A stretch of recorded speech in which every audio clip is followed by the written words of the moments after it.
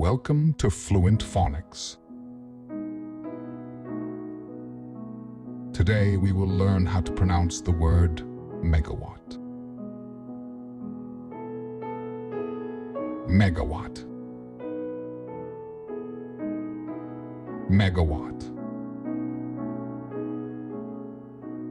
Megawatt.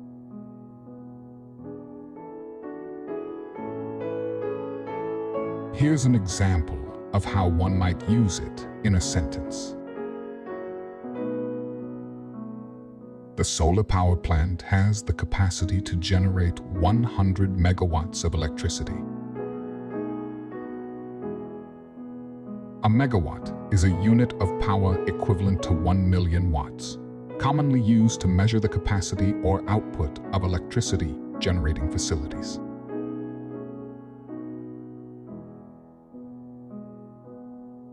Thank you for your time. If you enjoyed this, please like and subscribe for further content.